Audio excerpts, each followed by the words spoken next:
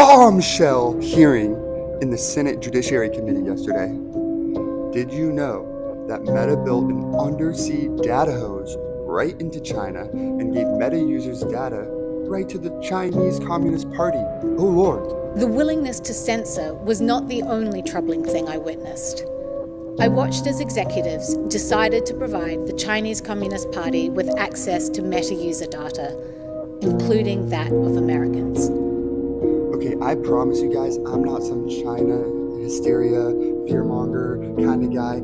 I just love whistleblowers, and holy crap, did this whistleblower blow the roof off of this Senate Judiciary Subcommittee meeting.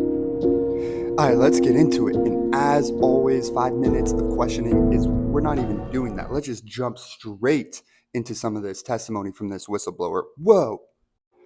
Okay, Jelly Beans, let's check this out. So yesterday, April 9th, the Subcommittee on Crime and Counterterrorism held a hearing called A Time for Truth, Oversight of Meta's Foreign Relations and Representations to the United States Congress. Oh, key witness for this hearing was Sarah Wynne Williams, whistleblower. She is the former director of global public policy at Facebook.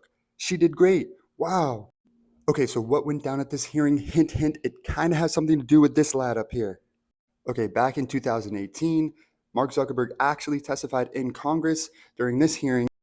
Fast forward 6 years, and Mark Zuckerberg was in front of Congress again.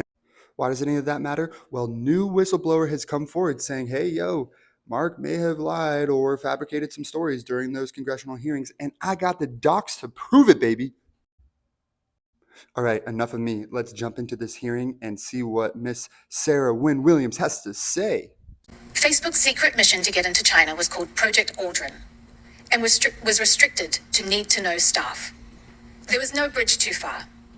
Meta built a physical pipeline connecting the United States and China. Meta executives ignored warnings that this would provide backdoor access to the Chinese Communist Party, allowing them to intercept the personal data and private messages of American citizens. The only reason China does not currently have access to US user data through this pipeline is because Congress stepped in. Meta started briefing the Chinese Communist Party. I watched as executives decided to provide the Chinese Communist Party with access to Meta user data, including that of Americans. Meta does not dispute these facts. They can't. I have the documents. Their own SEC filings from last year show that China is now Meta's second biggest market.